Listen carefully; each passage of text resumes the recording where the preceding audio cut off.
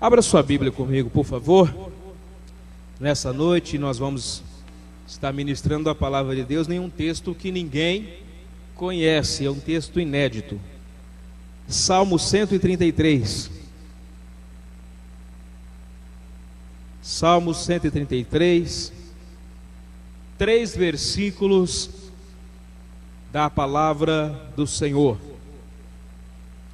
Enquanto você abre a sua Bíblia, quero ressaltar a importância dos salmos, né? Sei que a maioria dos irmãos sabem disso, mas o salmo, na verdade, eles são salmos individuais. Algumas pessoas às vezes falam assim, vamos abrir em salmos. Na verdade, não, né? O salmo, ele é individual. Cada salmo, ele é individual e escrito em uma época diferente, em circunstâncias diferentes.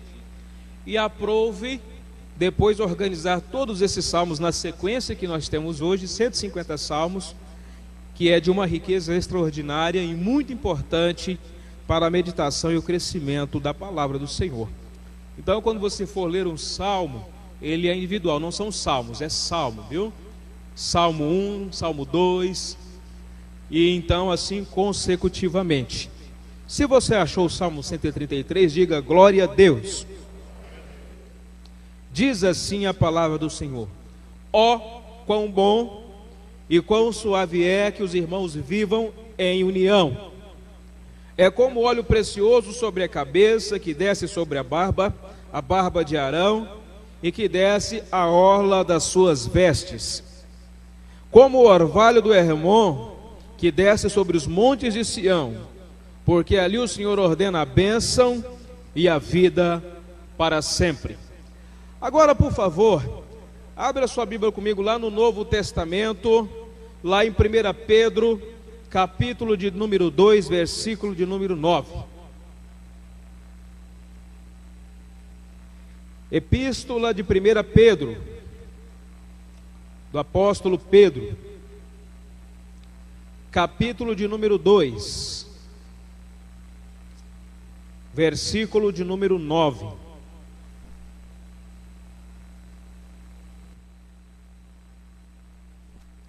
Diz assim a palavra do Senhor: mas vós sois a geração eleita, o sacerdócio real, a nação santa, o povo adquirido, para que anuncieis as virtudes daquele que vos chamou das trevas para a sua maravilhosa luz. Amém? O versículo 10 ainda diz, vós que em outro tempo não éreis povo, mas agora sois povo de Deus, que não tinhais alcançado misericórdia, mas agora alcançaste misericórdia. Que Deus possa nessa noite abençoar a sua palavra. Queridos, Salmo 133, um salmo bem conhecido e que nós constantemente usamos. As pessoas têm o salmo como o livro do escape. Geralmente, quando nós temos a oportunidade de dar uma palavra e nós somos pegos de surpresa, né? Nós sempre recorremos aos salmos. Por quê? Porque os salmos é de uma linguagem fácil. Nós identificamos sempre com algum salmo, e isso é importante. Há aqueles que gostam do Salmo 24, aqueles que gostam do Salmo 40, há aqueles que gostam de meditar profundamente no Salmo 119, e assim consecutivamente. O Salmo 150, que é sempre usado em momentos festivos de louvor, de adoração, e o Salmo 133, ele faz parte de um conjunto de salmos. Se você for observar, a partir do Salmo 120 até o Salmo de número 134, esses cânticos é tido como cântico de ramagem, ou também como cântico de degraus, porque é uma coleção de cânticos aonde eles foram entoados, onde eles foram cantados e expressados, segundo os estudiosos dizem, na caminhada de retorno do povo de Israel a Jerusalém. Então eles foram colocados em sequência, e segundo esses historiadores dizem, que a cada determinado passo, a cada quilômetro, a cada distância que esse povo andava, eles entoavam um salmo desse, de volta em retorno à sua cidade natal, Jerusalém, saindo do cativeiro babilônico e voltando novamente à sua terra natal. E quando nós observamos isso, nós vamos vendo a importância que eles dão a esse momento do salmo, do 120 até o 134. Porque é um salmo que mostra nas suas características a importância de se servir ao Senhor e de andar de conformidade com a vontade de Deus. Agora, são muitos escritores, mas o Salmo 133 em específico, se você for observar, ele é um salmo escrito por Davi. E embora os estudiosos falam a respeito disso, Davi, quando ele escreve esse salmo, ele escreve em um momento crucial e importantíssimo para a sua vida e para a vida do povo de Israel. As analogias que existem hoje e que se trabalha muito quando se fala a respeito do Salmo 133, faz analogia justamente da vida da igreja, faz a analogia do derramamento do óleo como uma marca do Espírito Santo sobre a vida do sacerdote Arão, e alguns até trabalham de forma detalhada o próprio Arão dividindo as suas vestes, a sua barba, mostrando algumas características importantes quando esse óleo vai sendo derramado. Mas observando alguns estudos, olhando algumas análises a respeito desse texto, e essa analogia ela é importante, mas existe uma realidade muito maior e bem mais profunda e de grande importância no exercício e no desenvolvimento do Salmo 133. Eu queria te convidar a você abrir a sua Bíblia comigo por um momento, e depois nós vamos retornar aqui, lá no livro de 2 Crônicas. Abra lá, por favor, ou melhor dizendo, 2 Samuel, capítulo de número 5. 2 Samuel, capítulo de número 5.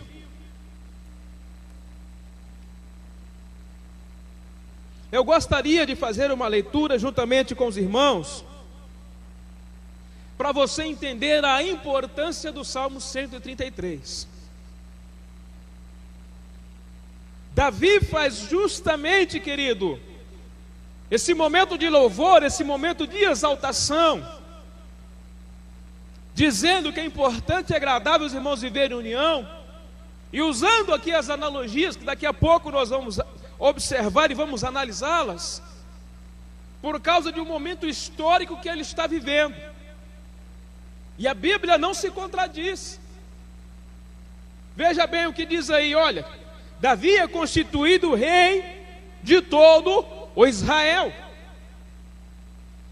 Olha, então todas as tribos de Israel vieram a Davi, a Hebrom, e falaram dizendo: eis-nos aqui, teus ossos e tua carne somos. E também dantes, sendo Saul ainda rei sobre nós, eras tu o que saías e entravas com Israel. E também o Senhor te disse: tu apacentarás o meu povo de Israel, e tu serás chefe sobre Israel. Assim, pois, todos os anciãos de Israel vieram ao rei, a Hebrom, e o rei Davi fez com eles aliança em Hebrom, perante o Senhor, e ungiram Davi rei sobre Israel. Da idade de 30 anos era Davi, quando começou a reinar, 40 anos reinou em Hebrom, reinou sobre Judá 7 anos e 6 meses em Jerusalém. Reinou 33 anos sobre todo Israel e Judá. E partiu o rei com os seus homens para Jerusalém, contra os jebuseus que habitavam naquela terra, e que falaram a Davi, dizendo: não entrarás aqui, a menos que lances fora os cegos e os coxos. Querendo dizer, não entrará Davi aqui. Porém Davi tomou a fortaleza de Sião. Esta é a cidade de Davi. Porque Davi disse naquele dia: qualquer que ferir os jebuseus e chegar ao canal e aos coxos e aos cegos que a alma de Davi aborrece, será cabeça e capitão. Por isso se diz: nem cego nem coxo entrará nessa casa. Assim habitou Davi na fortaleza e lhe chamou a cidade de Davi. E Davi foi edificando em redor, desde Milo até dentro. E Davi se ia cada vez mais aumentando e crescendo, porque o Senhor Deus dos exércitos era com ele. E Irão, rei de Tiro, enviou mensageiros a Davi, e madeira de cedro, e carpinteiros e pedreiros, que edificaram a Davi uma casa. E entendeu Davi que o Senhor o confirmara rei sobre Israel, e que exaltara o seu reino por amor do seu povo. Amém? Pois bem, quando você lê esse texto que nós acabamos de ler de 2 Samuel, capítulo de número 5, esses versículos que nós lemos aqui nessa noite, você tem uma ótica e uma visão do que Davi estava fazendo aqui no Salmo 133. Ele tomara posse como rei de Judá e rei de Israel. Ele tem sobre a sua responsabilidade não apenas as cidades próximas à sua terra natal, mas agora é todo Israel. As 12 tribos estão sobre a sua tutela e recebem ordem da sua pessoa. Ele é um homem direcionado por Deus. Ele é um homem que Deus levantou. Ele é um homem que tem sensibilidade e compreende o propósito de Deus. Não no sentido apenas de olhar a sua ótica de vida pessoal, mas de olhar a ótica em favor de todo o povo de Israel. Quando eu falo isso aos irmãos nessa noite, eu quero dizer aos irmãos que esse salmo é uma expressão da bênção, da unidade do reino davídico, prefigurando a bênção do reinado de Cristo. A bênção da unidade é relatada na expressão bom e agradável. Nós observamos aqui que Davi tem a preocupação, e quando ele escreve esse salmo, ele escreve na intenção de que o seu reino, realmente a partir daquilo que foi tratado, da aliança que foi feita, seja realmente bom e agradável, através da união dos irmãos. E é interessante quando nós falamos a respeito disso, e eu quero aqui nessa noite, no tempo que nós temos, procurar detalhar alguns pontos aqui que são fundamentais para a compreensão do Salmo 133, mas também para a nossa sobrevivência e para o nosso desenvolvimento como servos e servas do Senhor Jesus. Escute uma coisa que eu vou dizer: nós estamos no ano de 2012, e para nós o ano de 2012 é o ano do... 2012 é o ano do avivamento. Nós não podemos esquecer jamais, e sempre que eu tiver a oportunidade eu quero estar frisando isso aos irmãos. Nós estamos trabalhando o ano do avivamento, e avivamento parte-se do princípio da conscientização, e parte-se também da atitude, do desejo de mudança, e de mudança não para pior, mas para melhor. E eu sei, e você sabe, que existem algumas coisas que precisam ser mudadas na minha vida. Eu parto do princípio da minha pessoa e na sua vida, na vida dos pastores na vida dos obreiros, dos evangelistas, na vida dos presbíteros, na vida dos diáconos, na vida dos auxiliares, na vida dos membros da igreja de uma forma geral. Nós queremos avivamento, sim ou não? Mas para ter avivamento é necessário que haja algumas mudanças. Já entramos no princípio, ainda estamos no começo. Janeiro ainda não se findou, mas já está se findando e começando fevereiro. E a caminhada vai acontecendo. E os propósitos de Deus vai se estabelecer, porque esse projeto é um projeto de Deus. Não é um projeto do pastor Josué, não é um projeto do pastor Edmar, não é um projeto ou uma ideia, querido, pego a ermo de qualquer maneira. É um projeto que nasceu no coração de Deus para o ministério de Vila Nova, para a igreja local que aqui está. E não é apenas um querer meu e seu, mas acima de tudo é um querer de Deus. E eu tenho a certeza que Deus irá cumprir a sua vontade para a honra e glória do nome dEle. Pois bem, observe aí, meus queridos, quando nós falamos a respeito disso.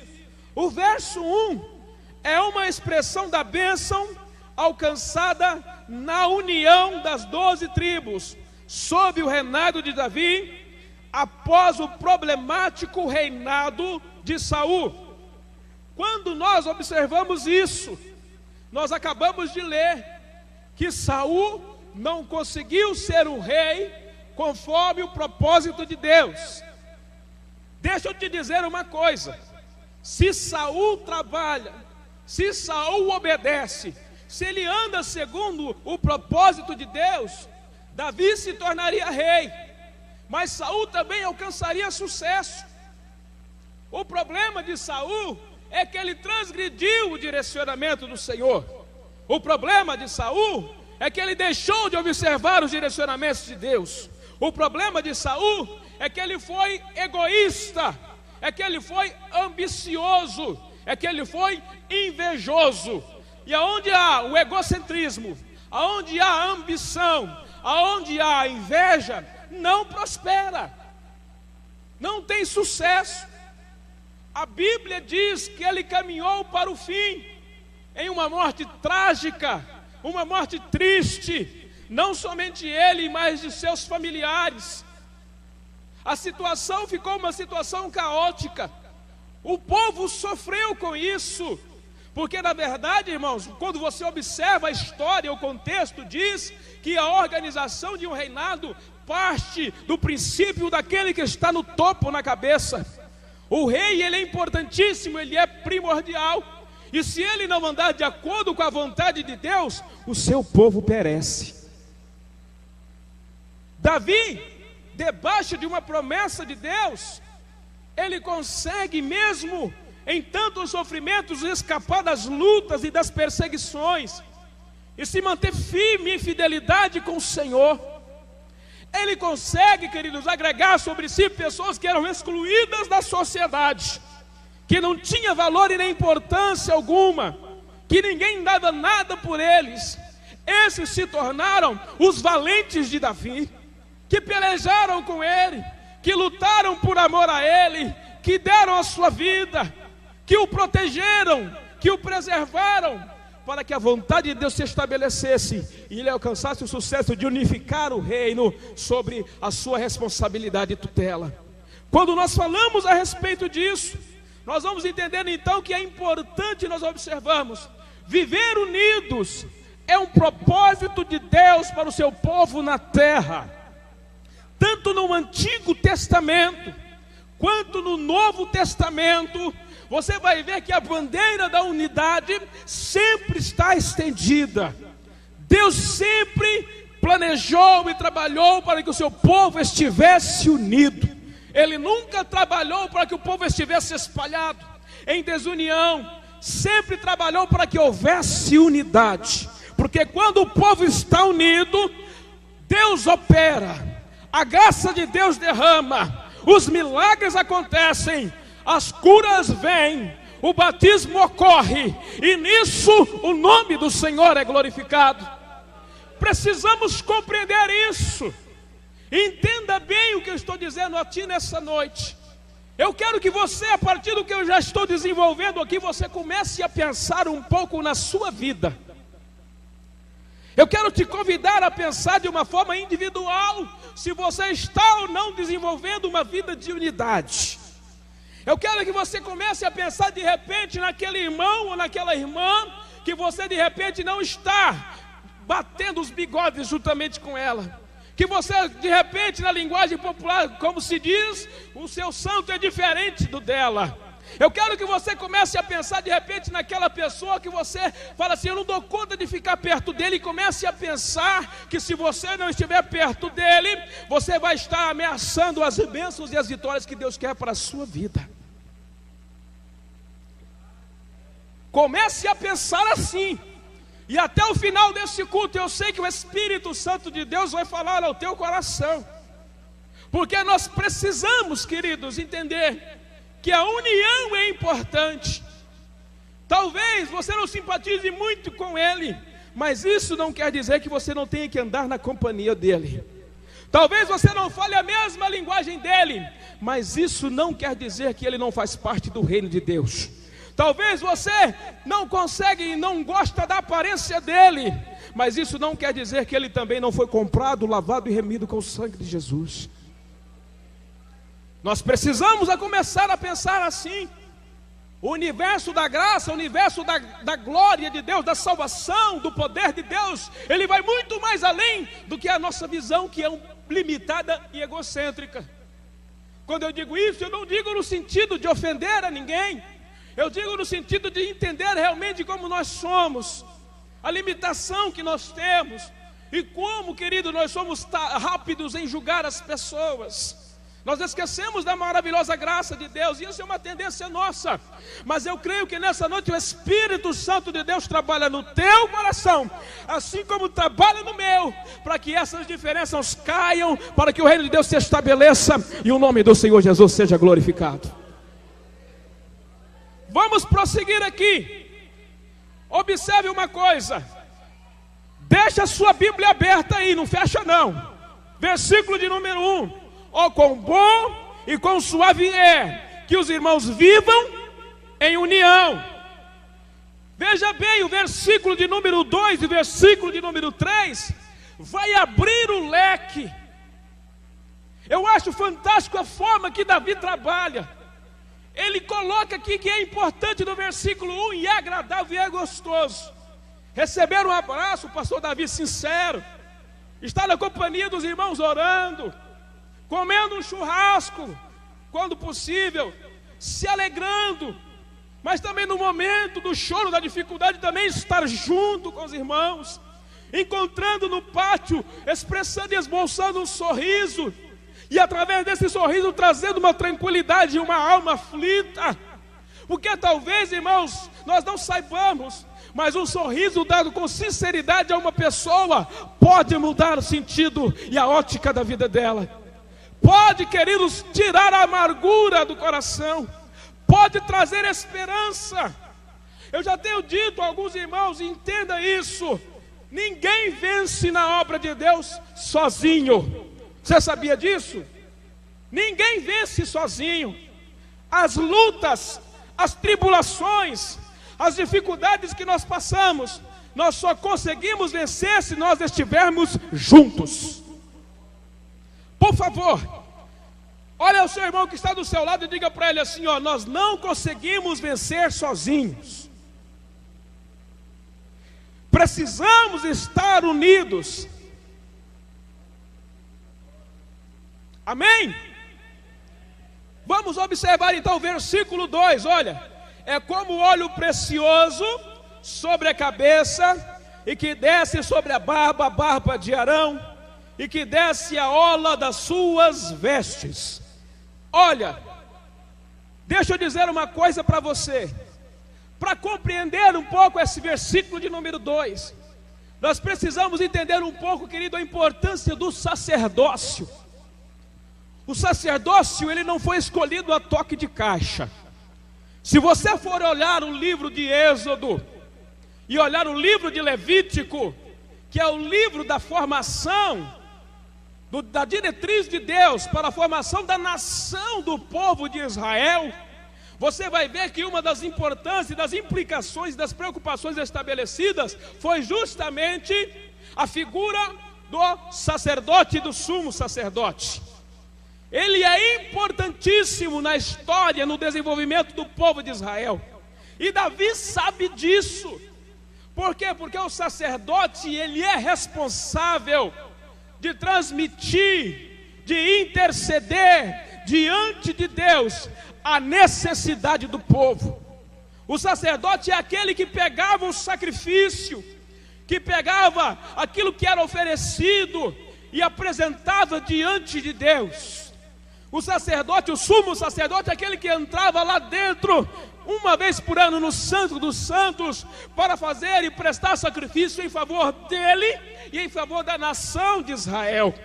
O sumo sacerdote é aquele que dá a diretriz espiritual, é aquele que ensina, é aquele que educa, é aquele que faz o povo andar em instrução para não perder o rumo e a direção do propósito e da vontade de Deus. Quando você olha o Salmo de número 2 aqui, e você vê de repente aqui a consagração de Arão, e ele pergunta e trabalha nesta figura, nós precisamos entender o seguinte, que é necessário conhecer um pouco do contexto sacerdotal, para se entender a figura de linguagem do versículo de número 2. A figura expressa a unidade das 12 tribos debaixo do serviço sacerdotal. Agora entenda, 12 tribos, essas 12 tribos, elas trabalham debaixo da responsabilidade do sacerdote. O sacerdote que dá diretriz, o sacerdote que diz, vai aqui, vai ali, orienta, não faça, faça isso, não faça aquilo. Olha, eu cometi esse pecado, então faça assim. Ele dá toda a diretriz para que o povo seja bem sucedido. Quando você olha essa questão, você vai observar também que houve no passado 12 tribos, mas no Novo Testamento há 12 discípulos, e que mais tarde se tornam apóstolos. 12. A figura, você vislumbrar e observar, você vai vendo isso, são 12 tribos, e depois são 12 apóstolos. Nas 12 tribos o sacerdote ensina, os 12 discípulos o próprio Jesus ensina. Se você for observar, e se nós abrirmos aqui um pouco mais, você vai ver e você vai compreender que o que Jesus mais fez durante o seu ministério foi ensinar. O que ele mais fez foi se deter em educar e orientar os seus discípulos a maneira que eles deveriam se comportar e andar. O que ele mais fez foi abrir os olhos deles para que eles compreendessem as agruras e as dificuldades do ministério. O que ele mais fez foi fazer com que as pessoas tomassem consciência, e nós temos hoje na Bíblia Sagrada, nos 27 livros, toda a diretriz e toda a orientação do próprio Jesus, dizendo que no mundo tereis aflição, mas que nós deveríamos ter bom ânimo, porque ele venceu. Ele dá a direção para que precisamos estar constantemente orando e andando na presença dele. E não é diferente do que aconteceu no Antigo Testamento. Eu sei que você é bom de Bíblia, eu sei que você lê a Bíblia constantemente, e você sabe que eu estou falando está aqui. Eu não quero trazer uma mensagem para você nessa noite que esteja fora do contexto, do propósito e da vontade do Senhor. Eu quero te trazer aquilo que Deus colocou no meu coração e trouxe paz no meu coração, para que eu pudesse estar dizendo isso a você nessa noite. Eu não vim aqui, queridos, acusar ninguém, pelo contrário, eu vim aqui compartilhar com você, porque eu faço parte desta igreja. Eu convivo aqui constantemente, eu assisto juntamente com os irmãos aqui, e eu compartilho do mesmo desejo da bênção e da vitória para a sua vida. Deus deu a graça para que nós estivéssemos aqui, não para ser apenas abençoado, mas acima de tudo para ser abençoador. E eu quero te abençoar mediante a ministração da palavra nessa noite. A figura expressa das 12 tribos debaixo do serviço sacerdotal providenciado por Deus para o povo de Israel. Essa é a realidade. Veja um pouco mais, a figura completa do sacerdote deve ser considerada como um todo, pois o texto original passa esse entendimento ao povo israelita: a bênção do sacerdócio para o povo. Eu vou dizer uma coisa para você: quando você olha essa questão, quando você olha e abre esse leque, você vai ver o quanto é importante então nós andarmos debaixo de uma liderança. O tanto que é importante o cuidado do respeito em relação a essa liderança. O sacerdócio, querido, é hoje exercido pelos pastores. O sacerdote é exercido, querido, pelos obreiros consagrados da igreja. O sacerdócio traz às nossas costas a responsabilidade de saber que a cada momento que nós tomamos o púlpito, a cada vez que nós ministramos uma palavra, essa palavra tem que trazer edificação à sua vida. E ao mesmo tempo, enquanto nós assistimos, vocês, estamos juntos com vocês, talvez em um momento em particular, nós tenhamos que estar com os nossos joelhos dobrados, orando, intercedendo e pedindo a Deus para abençoar a sua vida, para mudar a sua sorte, para te fortalecer, para te edificar, para te renovar, para te trazer paz, para te trazer alegria, para trazer salvação àqueles que não têm, para trazer prosperidade àqueles que ainda não alcançou, para trazer a bênção familiar, seja ela conjugal, seja para aqueles que querem casar, seja para aqueles que querem ter filhos. A responsabilidade pastoral, a responsabilidade sacerdotal, ela não se resume apenas em estar detrás de um púlpito, pregando uma palavra com eloquência, vestido de terno e gravata, de uma forma muito bonita, simpática, seja com gel no cabelo, cabelo raspadinho, seja de forma que for com perfume, não. Ela tem que sair extra púlpito. Ela precisa continuar no dia a dia. Ela precisa ser exercitada no quarto, nos bastidores, de joelho dobrado, chorando na presença de Deus, ardentemente desejando que a igreja seja abençoada, que a igreja seja lavada, que a igreja seja remida, para que nós possamos entregar a ela perante o Senhor quando Ele voltar para buscar no arrebatamento. Davi, no seu tempo, ele conseguiu vislumbrar a importância do sacerdócio. Eu quero nessa noite aproveitar, e eu gostaria que você conseguisse, que você pudesse deixar o Espírito de Deus trabalhar no teu coração, a ponto de você reconhecer a importância dos sacerdotes que você tem aqui, de você compreender a importância de orar também em favor desses homens, porque esses homens choram por causa de vocês. De compreender e entender, queridos, que vocês não estão desamparados. Deus tem colocado homens, sacerdotes aqui sentados nesse púlpito, para estar chorando em favor da sua vida, para que Deus transforme, para que Deus edifique, para que Deus abençoe, para que Deus traga vitória para a tua vida. Vocês não estão só. E deixa eu dizer uma coisa a vocês, obreiros que estão aqui nessa noite: se nós não estivermos imbuídos desta verdade, querido, nós estamos perdendo tempo. O nosso título pastoral, o nosso título de evangelista, Adonias, o nosso título de presbítero, não vale nada. É apenas título, é apenas rótulo. Eu sei que de repente eu posso sofrer algumas retaliações por parte de quem não compreende estas coisas, mas eu quero te dizer nessa noite: se nós que temos o título pastoral, se nós que temos o título de evangelista e de presbítero não fazemos realmente jus ao que nós fomos consagrados a fazer, eu te convido a abandonar a gravata, a abandonar o terno, a abandonar a Bíblia e voltar novamente a ser apenas membro, ou desistir da carreira ministerial. Deus nos chamou para um trabalho sério.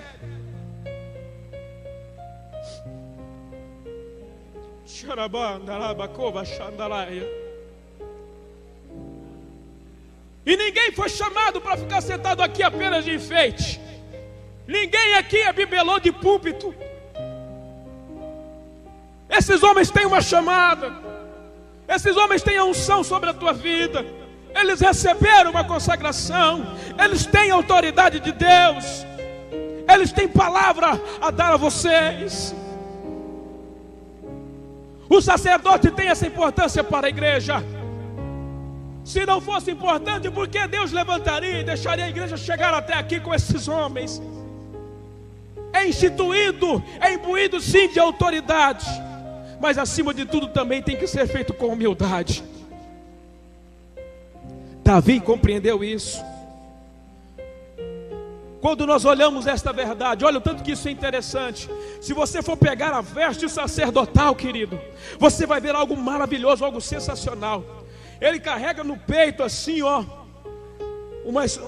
tipo uma pedraria, um peitoral. E no peitoral está escrito o nome das 12 tribos de Israel. Justamente no rumo do peito. No rumo do peito. Aqui do coração. Quando você observa e você vê esse óleo sendo derramado, é tão interessante, porque Arão, quando ele foi ungido, quando o óleo caiu sobre a cabeça dele, esse óleo passou por ele, na cabeça dele, numa responsabilidade sacerdotal que ele tem, e escorreu sobre as 12 pedras, demonstrando a responsabilidade que ele tinha de carregar e direcionar esse povo à presença do Senhor, em interceder por esse povo, em ser sensível à necessidade desse povo.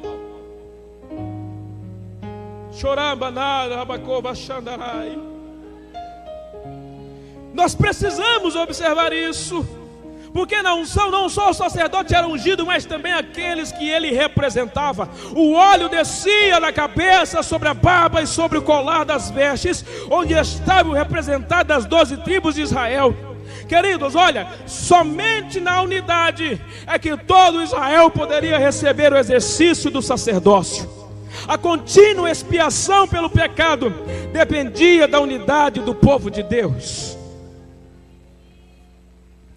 O sucesso do povo de Israel estava na consciência do sacerdote e na conscientização dos membros das 12 tribos.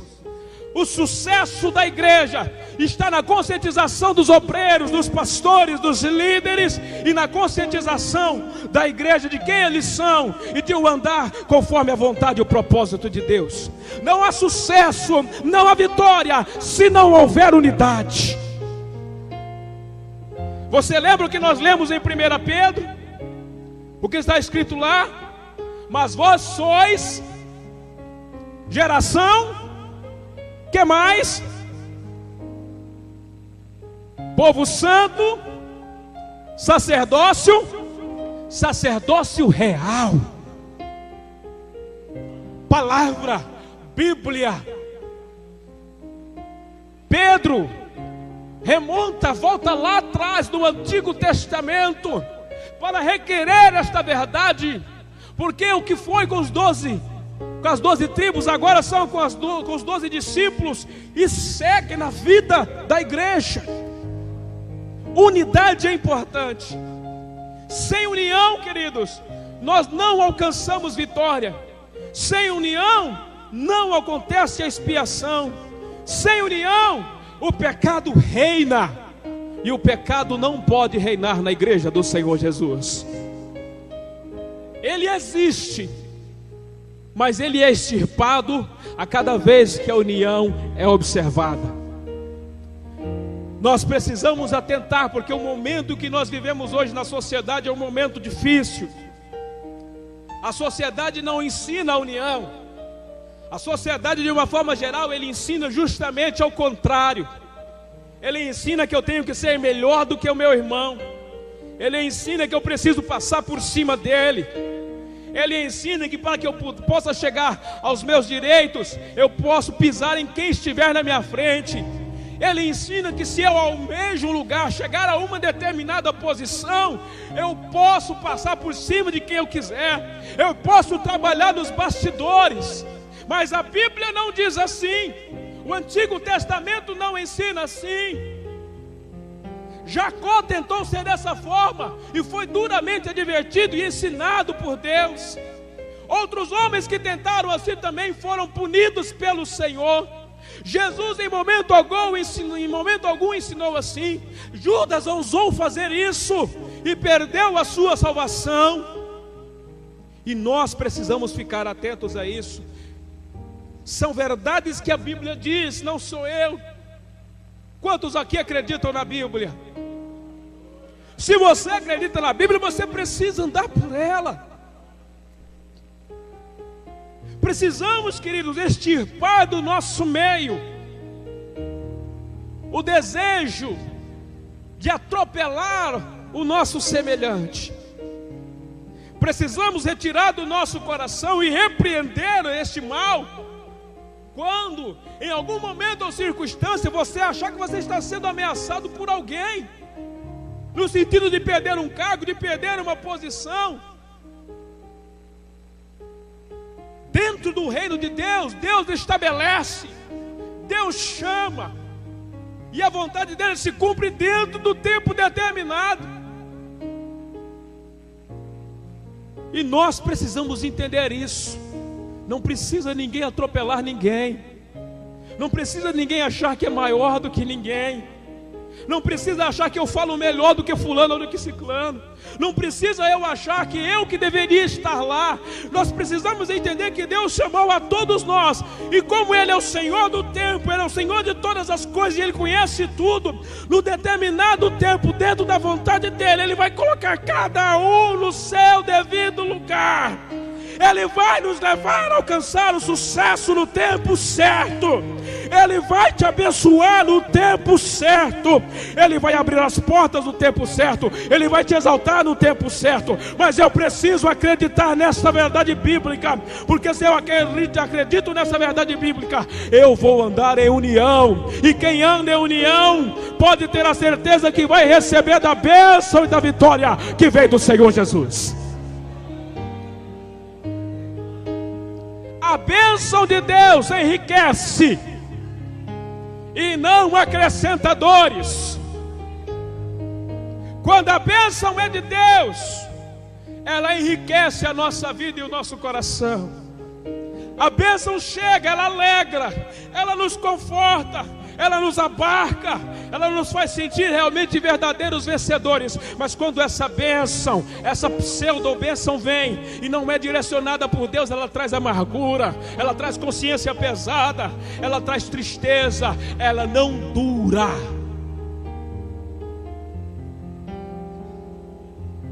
E nós precisamos acreditar nisso. Nós precisamos compreender isso. Vai lá comigo, versículo de número 3, as horas não esperam. Veja bem o que diz lá o versículo de número 3. É como o orvalho do Hermon que desce sobre os montes de Sião, porque ali o Senhor ordena a bênção e a vida para sempre.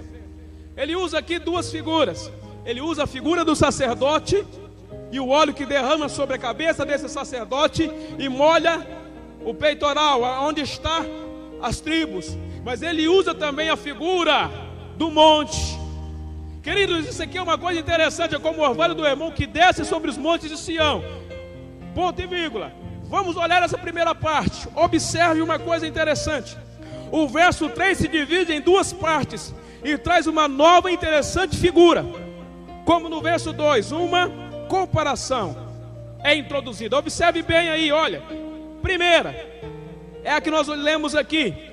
Como o orvalho do Hermon que desce sobre os montes de Sião. Irmãos, uma coisa nós precisamos observar e entender, e é fundamental. Olha, a comparação não se concentra no orvalho do Hermon. O orvalho está caindo, mas não é isso. A importância, a riqueza do salmo não está aqui. Olha, mas nos resultados do orvalho do Hermon que desce sobre os montes de Sião, é o resultado que importa. Assim como foi necessário conhecer um pouco do contexto sacerdotal para se entender a figura de linguagem no verso 2, é necessário um pouco de conhecimento também na área da geografia. Davi é mestre, ele é sensacional. Ele olha e vê a importância da união. Ele faz a comparação, primeiramente na ótica sacerdotal, que ele sabe que é importante. Mas depois ele trabalha justamente mostrando o Monte Hermon. Mas ele mostra também o quê? que esse orvalho é como o Monte Hermon, e o orvalho que desce, vai aonde? Até o Monte de Sião. Olha aí que coisa interessante, olha, é como o orvalho do Hermon que desce sobre os montes de Sião. Irmãos, é uma figura totalmente oposta. Você sabe por quê? O vale, aqui colocado aqui, ó, o orvalho do Hermon, o Monte Hermon fica na parte norte de Israel. Sião fica na parte sul de Israel. Totalmente oposto. Mas espera aí, pastor, o que o senhor quer dizer com isso? Olha só o tanto que Davi, ele é fantástico. O Monte Hermon, querido, o orvalho que cai sobre ele, faz dele uma terra fértil, uma terra abençoada, uma terra onde o orvalho cai de forma pesada e umedece a terra, e é uma terra fértil e muito rica, muito importante. É uma terra farta. Você quer ver o tanto que é uma coisa interessante? Olha, veja bem, o tanto que isso é interessante para nós observarmos. Quando houve a separação das 12 tribos, e 10 tribos foram por um lado, ficaram como o reino do norte, e apenas 2 tribos ficaram da banda do sul, as 10 tribos ficaram com o que era de melhor, com as maiores riquezas, com a terra mais fértil, com a terra mais abençoada, com os melhores lugares. E a tribo de Judá, o reino do sul, ficou justamente lá em Sião. Querido, Sião é uma terra que beira o deserto, é uma terra sem fertilidade, é uma terra sem riqueza, nem se compara e passa perto de Hermon, nem se compara, querido, com a beleza do Hermon. É mais ou menos como aquela promessa, aquela história da contenda entre Abraão e seu sobrinho Ló. Deu a ele a oportunidade de escolher. E o que foi que ele escolheu? Ele escolheu as belas campinas verdes e maravilhosas. Assim, nessa base, era justamente o Monte Hermon. E Abraão foi para onde? Para o outro lado, que era árido, deserto e seco. Quando Davi faz esta comparação aqui, querido, ele quer mostrar a diferença. Mas o que é que ele fala? Olha, é como o orvalho do Hermon que desce sobre os montes de Sião. Pastor, mas o que isso quer dizer? Irmão, na geografia existia um braço do rio que descia. Olha, o contraste entre Hermon e Sião é extremo. Enquanto o primeiro representa vida por sua situação geográfica, Sião é a fronteira do deserto, que é símbolo da morte e de sequidão. A partir de Sião, na direção sul, só se encontra a terra seca, sem vida. Enquanto a região do Hermon é rica em águas, a região do Neguev, ao sul de Sião, depende de cursos temporários de água que vêm das montanhas após as chuvas mais ao norte. Existia um braço do rio, ao tanto que ele entende, de lá do Monte Hermon desce um braço do rio, e esse braço do rio depois se torna o Rio Jordão. E o Rio Jordão, querido, chega até a região de Sião e rega aquela terra, dando ela a condição para que ela ainda esteja viva. Olha o tanto que é interessante, como a unção derramada sobre o sacerdote, ela derrama sobre a cabeça do sacerdote e encharca o peitoral que ele tem aqui. Da mesma forma, querido, as águas que descem sobre o Monte Hermon, ela escorre e se derrama e dá condição de vida também ao que estão na região sul, que é a região seca. A geografia lá é diferente. Aqui para nós a região rica e cheia de beleza é a região sul.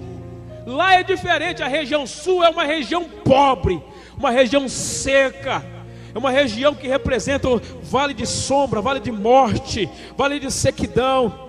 Mas desce de lá, queridos, justamente a água que escorre, vem dos lugares mais altos e belos, e escorre e rega justamente o Monte Sião, as regiões do Monte Sião.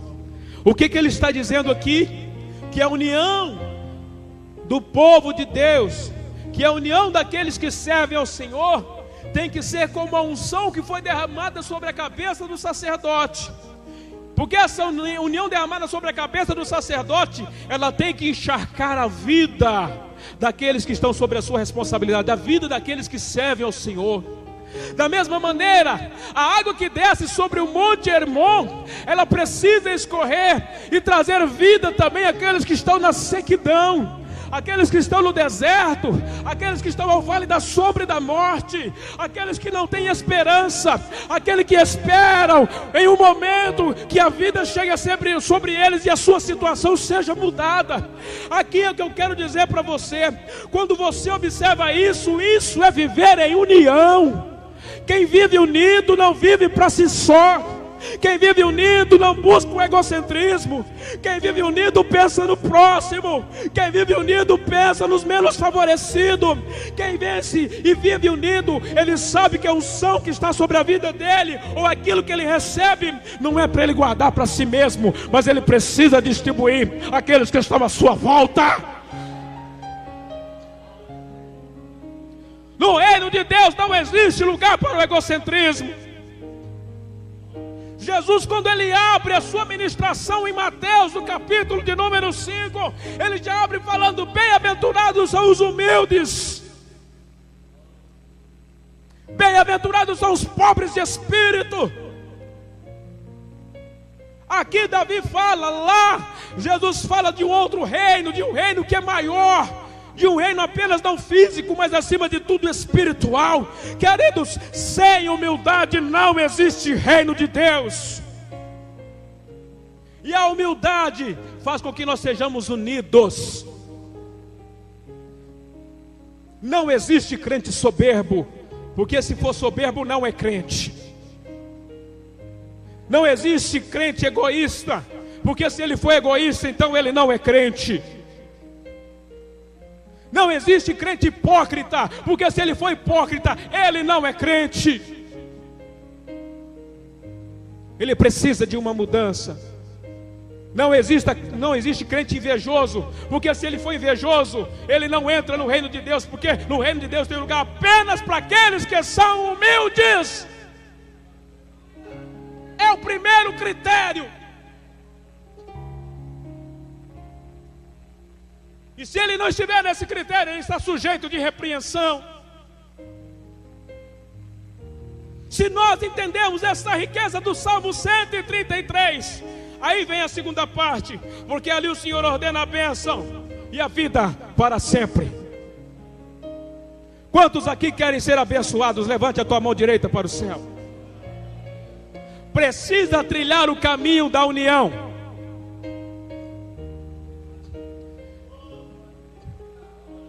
Pastor Josué, Deus falava comigo essa tarde ao meu coração a respeito da sua pessoa.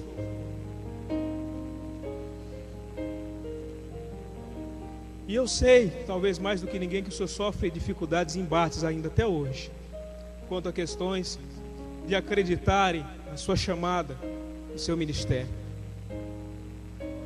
Enquanto eu estava em casa, Deus mandava eu falar para o Senhor nessa noite. Eu sei que muitos profetas já falaram, mas Deus mandou eu dizer isso ao Senhor. O Senhor está na posição que o Senhor está, é porque foi Deus que o chamou. O Senhor está na condição de Davi. Ele te escolheu para reinar, te escolheu para ser um líder. Talvez muitos não sabem o caminho que o Senhor trilhou, por onde o Senhor passou para chegar até aqui. Os embates, os sofrimentos, as lutas, as noites nas cavernas. Talvez muitos aqui não sabem que o Senhor às vezes perde noite de sono por amor e preocupação a esta igreja. Vocês veem o pastor Josué desse jeito, mas tem dia que ele não dorme, por causa da preocupação que ele tem com cada um de vocês. Ele se doa, perde noite de sono. E Deus mandava eu falar isso para o Senhor. O Senhor é semelhante a Davi, que preocupa com esse povo, que preocupa com esse ministério. Mas Deus te chamou para reinar, e o seu reinado, o seu ministério será um ministério de sucesso.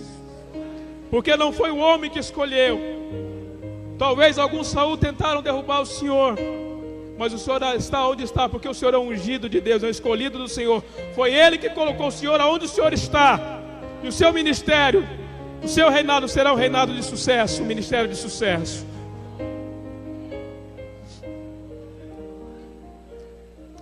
Aos obreiros que aqui estão, aqueles que fazem parte da diretoria, aos demais obreiros que aqui estão, Deus nos colocou para estar ao lado do pastor Josué, como sumos sacerdotes, como sacerdotes do Deus Altíssimo.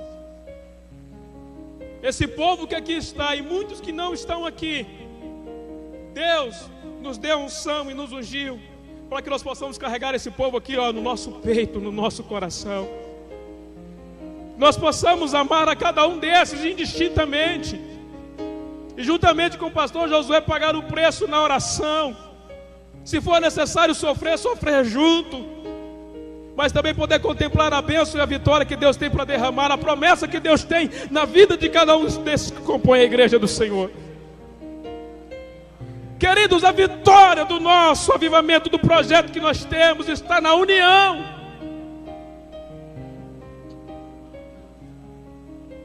Eu quero propor a você nesta noite, como igreja do Senhor, como nação santa, como povo escolhido de Deus, que nós possamos, queridos, viver unidos.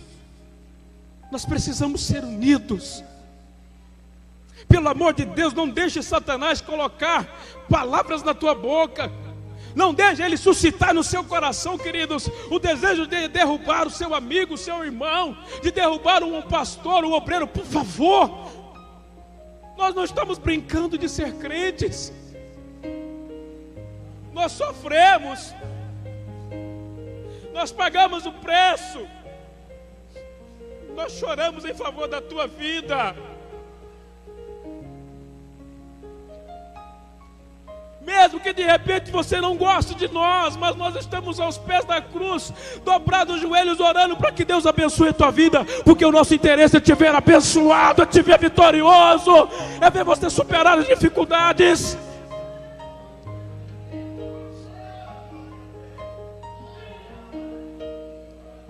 Avivamento começa pela união. Avivamento começa pela conscientização. Esses homens querem a tua vitória, eu quero a sua vitória. Se for preciso, nós vamos pagar o preço, nós vamos orar, nós vamos chorar, nós vamos sofrer, porque Jesus sofreu para ver a tua igreja lavada e remida com teu sangue.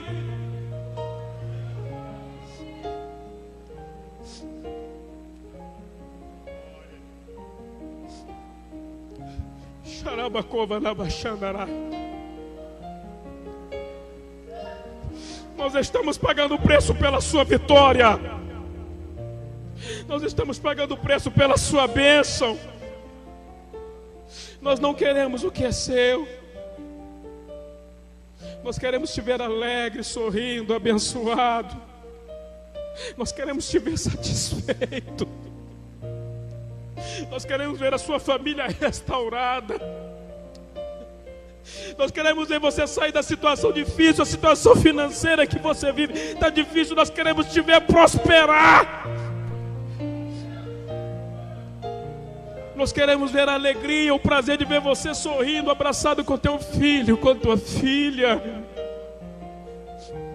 Nós queremos ter o prazer de ver você chegar e testemunhar da sua casa nova, do seu carro novo.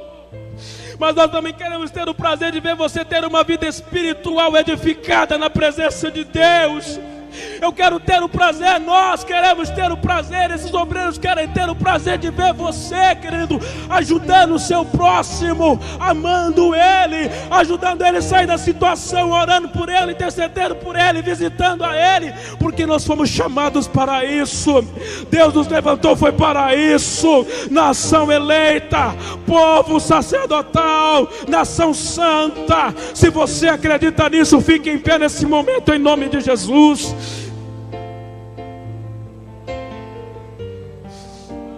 Paraga charabacala bandaraga chorabanaya.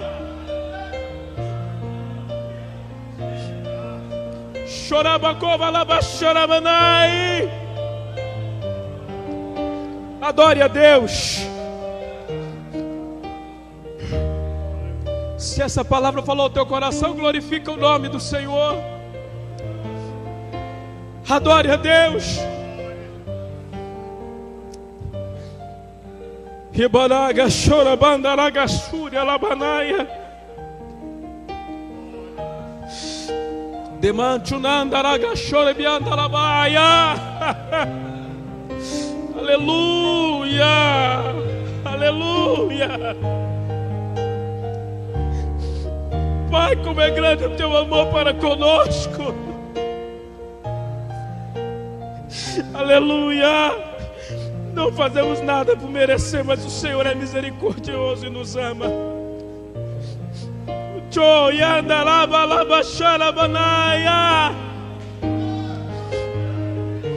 Riba navaga chorabacova suria labanaia.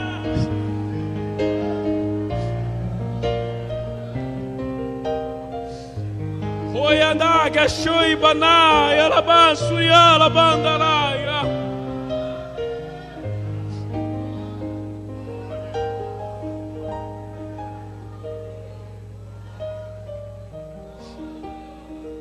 Deus quer regar a sua terra. Deus quer tornar o seu coração uma terra fértil.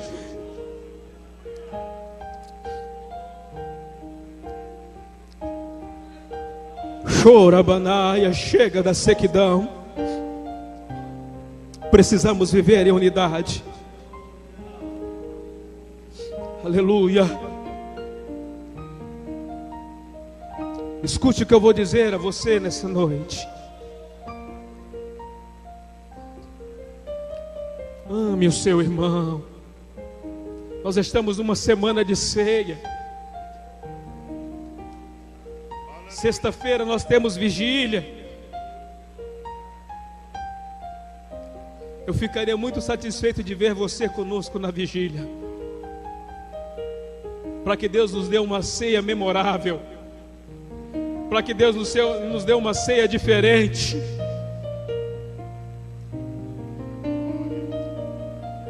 Venha estar conosco.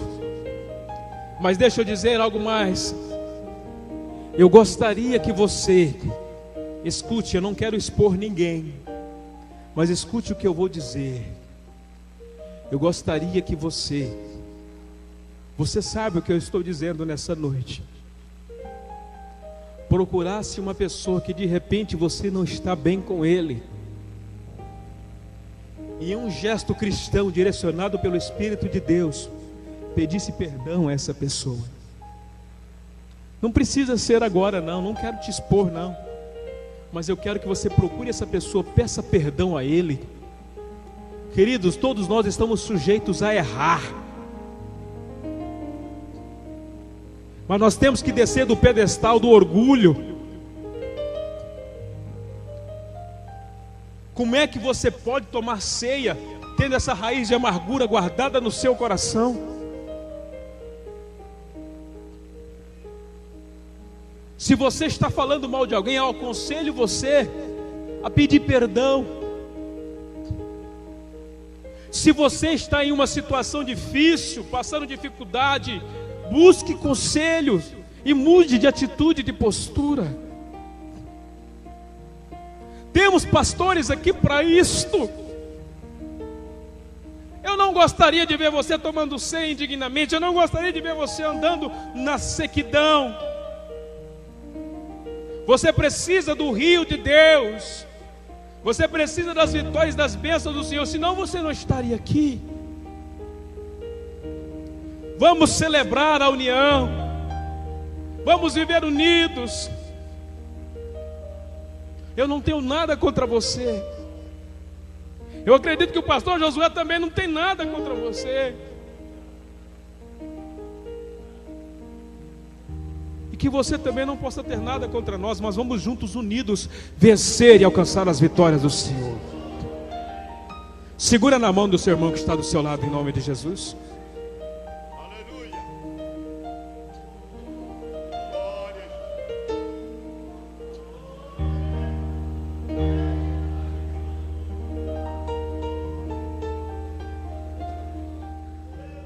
Isso, deixa Deus te tomar. Você foi chamado por Deus. Você é o sacerdócio real. O rio de Deus corre na tua vida.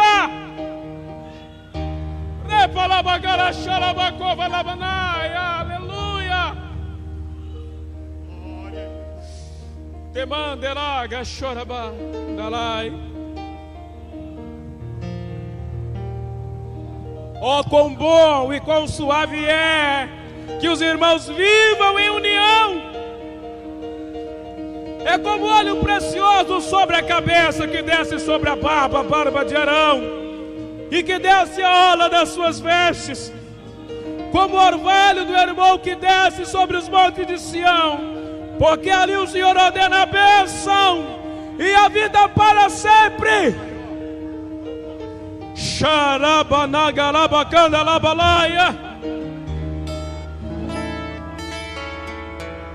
Meu Deus, aqui está o teu povo, meu Senhor, o teu povo que foi comprado pelo teu sangue, que a semelhança de Israel, ó meu Deus amado, segundo o direcionamento do Senhor, quer andar unido. Deus, o povo é teu, nós somos os seus sacerdotes. Pai amado, renova-nos, ó Deus amado, em união, para cumprirmos a tua vontade e alcançarmos o avivamento em nome de Jesus. Em nome de Jesus. Em nome de Jesus. Se você puder, saia do seu lugar e abrace pelo menos 3 pessoas. Saia do seu lugar e abrace com amor pelo menos 3 pessoas. 3 pessoas. Ministre a bênção sobre a vida dele em nome de Jesus. Nós somos uma família. Qualquer falsidade, vivendo a verdade, expressando a glória do Senhor. Uma família. Abraça ele, abraça ela. Abraça ele, abraça ela. Viva em unidade em Cristo Jesus.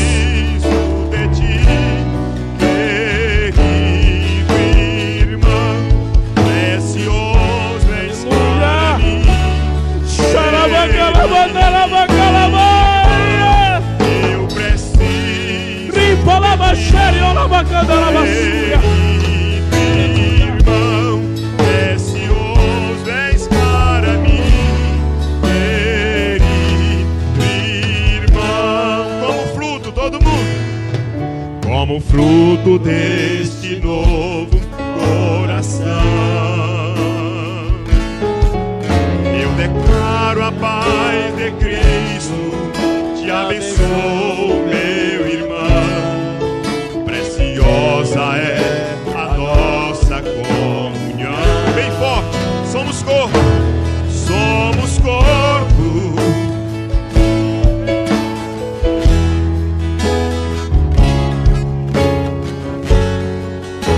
Unido, vivendo em amor.